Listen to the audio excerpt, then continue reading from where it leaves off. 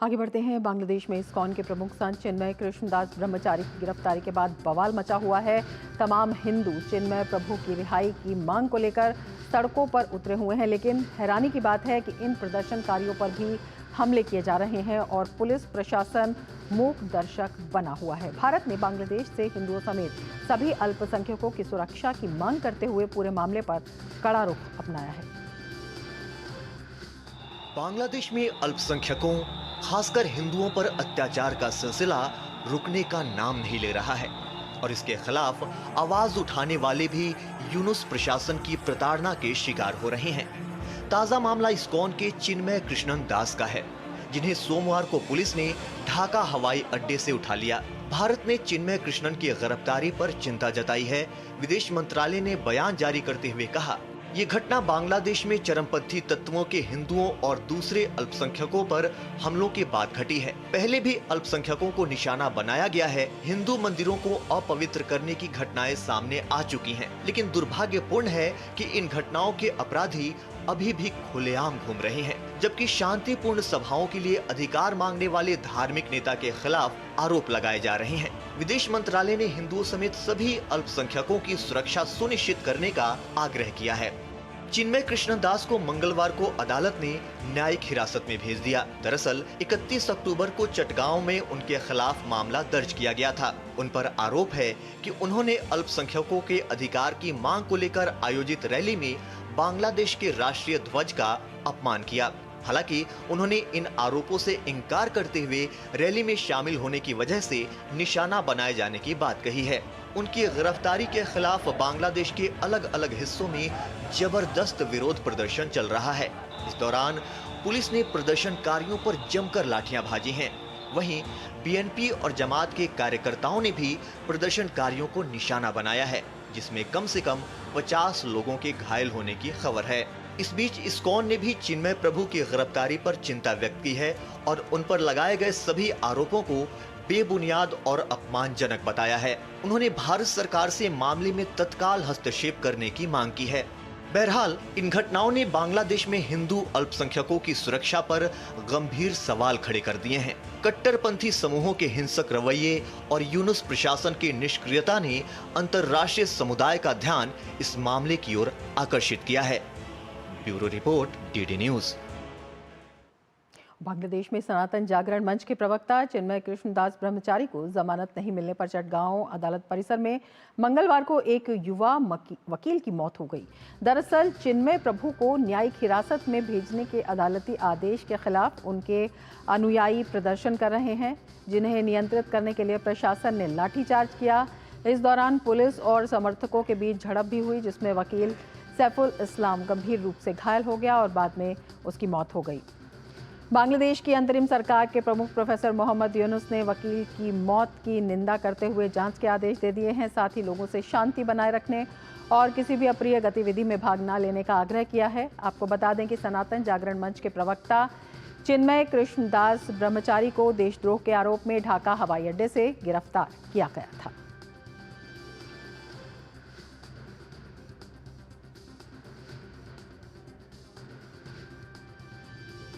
और सिर्फ बांग्लादेश में ही नहीं, भारत में भी संत चिन्मय प्रभु की गिरफ्तारी और हिंदुओं पर अत्याचार के खिलाफ आक्रोश है। खासतौर पर कोलकाता में भारतीय जनता पार्टी आज कोलकाता में बांग्लादेश उप उच्चायोग के सामने प्रदर्शन करेगी। पश्चिम बंगाल विधानसभा में विपक्ष के नेता शुभेंदु अधिकारी ने ये भी चेतावनी दी है कि भाजपा कार्यकर्ता उत्तर 24 परगना जिले के पेट्रापोल में भारत बांग्लादेश सीमा पर नाकाबंदी करेंगे। इससे पहले कल भी विधानसभा के बाहर भाजपा ने प्रदर्शन किया।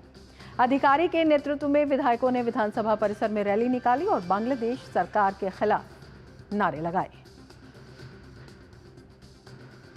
उसके ऊपर जिस तरीके से हमला हुआ, जो वीडियो आया है, बहुत पेनफुल वीडियो। ढूंढ ढूंढ के सब हिंदू को ऊपर पीटा। Not only the police army, जमात का लोग भी हिंदू के ऊपर आक्रमण किया। कम से कम 1000 से ज्यादा इंजर्ड और कुछ का मौत होने का भी समाचार मिल रहा है। पूरा प्रदेश का सनातनी को मैं नेता प्रतिपक्ष के नाते रिक्वेस्ट कर रहा हूं, सड़क में आइए। आपको डेमोक्रेटिक वे से पीसफुल तरीके से आवाज उठाना चाहिए। पश्चिम बंगाल में हिंदुओं पर हो रहे अत्याचार और बांग्लादेशी घुसपैठ का मुद्दा गरमाया हुआ है। इस पर भाजपा सांसद मोहित भट्टाचार्य से बात की हमारे संवाददाता शैलेंद्र मिश्र ने। समीप भट्टाचार्य हमारे साथ हैं। पश्चिम बंगाल में घुसपैठ के मुद्दे को लगातार उठा रहे हैं। सर, क्या है पूरा मामला, क्या आप कहना चाहते हैं? देखिए, जहां तक पश्चिम बंगाल का सवाल है, हमारा साथ बांग्लादेश का 2200 किलोमीटर का ज्यादा एक पोरस बॉर्डर है। The border is porous, full of water bodies. एक किसी संस्था के लिए इस पे घुसपैठ रोकना संभव नहीं है, चाहे वो बीएसएफ हो, चाहे पुलिस हो। तो उसके लिए हम लोग लगातार 1980 से बोल के आए हुए हैं। और काल चिटागांग में जो हुआ, वो स्वामी चिन्मयानंद गिरफ्तारी के बाद जब लोग प्रोटेस्ट कर रहे थे, उसका ऊपर सिर्फ पुलिस नहीं, सिर्फ सेना नहीं, उस जगह में कुछ धर्मांध, कुछ लोग हाथ में तलवार लेकर, लाठी लेकर उसका ऊपर हल्ला बोल दिया। आज काली माई की मंदिर तोड़ा गया, मठ को तोड़ दिया गया, हिंदुओं के घर में आग फूंक दिया गया, हिंदुओं के दुकानें लूट लिया गया, महिला को उठा के लेके चला गया। ऐसा अत्याचार चल रहा है और हम लोग खामोश है। इतना अत्याचार जो हो रहा है, पश्चिम बंगाल के जो मुख्यमंत्री ममता बनर्जी जो सबसे आगे है इस मामले में, इस पोलराइजेशन पॉलिटिक्स में, वो आज खामोश है। क्यों खामोश है? यही तो हम लोगों को कह रहे हैं कि जो लोकल पुलिस है उसका सहयोग नहीं मिल रहा है। सेंट्रल लोकल पुलिस का सहयोग मिलेगा। सेना, पुलिस और जितना जमाती है इकट्ठा होकर लोगों का ऊपर आक्रमण कर रहे हैं। पुलिस पीट रहे हैं हिंदुओं को, पुलिस लूट रहे हैं। वो कोई लॉ एंड ऑर्डर बोलकर कुछ चीज नहीं है। There is a total anarchy. मुद्दे को उठाएंगे क्या? हम तो उठाएंगे। हम तो पहले दिन से भारतीय जनता पार्टी एक ही पॉलिटिकल पार्टी है जो सन 1980 से साइलेंट डेमोग्राफिक इन्वेशन के खिलाफ बोलते आए हुए हैं, और हम बोलेंगे, कल भी बोलेंगे। हम लोग चुप नहीं रहेंगे। समीप भट्टाचार्य कह रहे हैं कि बांग्लादेश में जो कुछ हो रहा है हिंदुओं के साथ, अल्पसंख्यकों के साथ, वो बहुत गंभीर मुद्दा है। और जो डेमोग्राफिक चेंज हो रहा है सीमा के करीब, अगर आप पश्चिम बंगाल की बात करें, उसको वो भी ध्यान दिला रहे हैं कि किस तरह से ममता बनर्जी उस पर चुप बैठी हुई हैं। कैमरामैन अनिकेत के साथ Shailendra Mishra, DD News, Delhi. Bangladesh ISKCON के प्रमुख चिन्मय कृष्ण दास प्रभु की गिरफ्तारी को लेकर बांग्लादेश सरकार भी चौतरफा आलोचना हो रही है। बांग्लादेश सरकार की आंध्र प्रदेश के उप मुख्यमंत्री पवन कल्याण ने भी चिन्मय कृष्णदास को हिरासत में लिए जाने की कड़ी निंदा की है। सोशल मीडिया पोस्ट पर उन्होंने कहा, आइए हम सब मिलकर बांग्लादेश इस्कॉन के संत चिन्मय कृष्ण दास को बांग्लादेश पुलिस द्वारा हिरासत में लिए जाने की निंदा करें। हम श्री मोहम्मद यूनुस के नेतृत्व वाली बांग्लादेश सरकार से हिंदुओं पर अत्याचार बंद करने का आग्रह करते हैं। बांग्लादेश के निर्माण में भारतीय सेना ने अपना खून बहाया है, हमारे संसाधन खर्च हुए हैं, हमारी सेना के जवानों की जान गई है। जिस तरह से हमारे हिंदू भाइयों और बहनों को निशाना बनाया जा रहा है, उससे हमें बहुत गहरा सदमा पहुंचा है। हम संयुक्त राष्ट्र से हस्तक्षेप करने का अनुरोध करते हैं। वहीं दिल्ली के पूर्व मुख्यमंत्री अरविंद केजरीवाल ने भी बांग्लादेश में संत चिन्मय कृष्ण दास को हिरासत में लिए जाने की कड़ी निंदा की है। सोशल मीडिया में अपने संदेश में केजरीवाल ने कहा कि बांग्लादेश में अन्यायपूर्ण तरीके से गिरफ्तार किए गए संत चिन्मय कृष्ण दास जी के साथ पूरा देश एकजुटता के साथ खड़ा है। तो हर तरफ से चौतरफा निंदा हो रही है। जिस तरह से बांग्लादेश में अल्पसंख्यकों पर हमले हो रहे हैं और हिंदू आस्था पर जिस तरह से लगातार चोट की जा रही है, उसके खिलाफ लगातार जो रोष है वो प्रकट किया जा रहा है।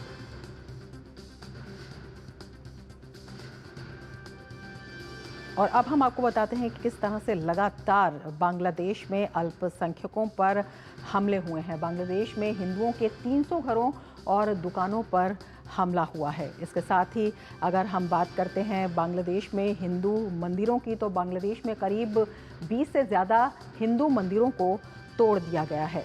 इसके साथ ही मंदिर जलाए जा रहे हैं। ढाका में इस्कॉन मंदिर को उपद्रवियों ने जला डाला। तो ये बर्बरता का एक आलम है जो दिखाई दे रहा है। ढाका में ही दंगाइयों ने काली मंदिर को भी तोड़ दिया। तो तमाम जो मंदिर हैं उनके खिलाफ बांग्लादेश में अल्पसंख्यकों पर 2000 से ज़्यादा हमले भी हुए हैं अब तक। और बांग्लादेश में दुर्गा पूजा के दौरान हिंसा की 35 घटनाएं हुई हैं। लगातार ये जो घटनाएं बढ़ती जा रही हैं, 2 हिंदू पार्षदों की पीट पीट कर वहां पर हत्या कर दी गई। और संयुक्त राष्ट्र के मुताबिक पिछले कुछ महीनों में बांग्लादेश में 650 लोगों की मौत हुई। बांग्लादेश में हिंदुओं एवं उनकी आस्था के खिलाफ जो लगातार हालिया हमले हुए हैं उसके बारे में भी हम आपको बताते हैं। बांग्लादेश में हिंदू मंदिर पंडाल पर हमले की 2 बड़ी घटनाएं सामने आई हैं और ये 2 बड़ी घटनाएं जो हैं, इनमें पहली घटना ढाका के तांती बाजार में हुई, जब एक शख्स ने दुर्गा पंडाल में बम फेंका और इसमें 5 लोग घायल हो गए। दूसरी घटना बांग्लादेश के जशेश्वरी मंदिर से मां काली का मुकुट चोरी हो गया और ये सोने की परत चढ़ा चांदी का मुकुट था जो चोरी कर लिया गया। तो ये लगातार आस्था पर प्रहार हो रहा है।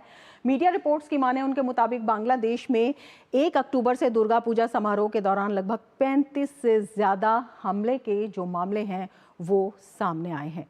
और अगर हम बात करते हैं 14 अक्टूबर 2024 की, तो पुराने ढाका इलाके में दुर्गा पूजा के समापन के बाद मूर्तियों का विसर्जन करने जा रहे हिंदू समुदाय पर छत से बदमाशों ने ईंट और पत्थर फेंके। तो लगातार इस तरह की घटनाएं सामने आ रही हैं। लगातार इस तरह से जो वहाँ की रिपोर्ट्स आ रही हैं वो अपने आप में काफ़ी चिंताजनक है कि किस तरह से वहाँ पर आस्था पर प्रहार हो रहा है, किस तरह से जो हिंदू अल्पसंख्यक हैं उनको लगातार वहाँ पर परेशान किया जा रहा है और उनके ऊपर जो लगातार अत्याचार की घटनाएं हैं वो सामने आ रही हैं। हमारे साथ हमारे संवाददाता जुड़े हुए हैं और कोलकाता से प्रसन्नजीत बख्शी हमारे साथ जुड़े हुए हैं और हमारे साथ नवल सिंह परमार भी जुड़े हुए हैं। प्रसन्नजीत, आपके पास आना चाहेंगे, आपसे जानना चाहेंगे कि क्या कुछ स्थिति वहाँ पर आप देख रहे हैं?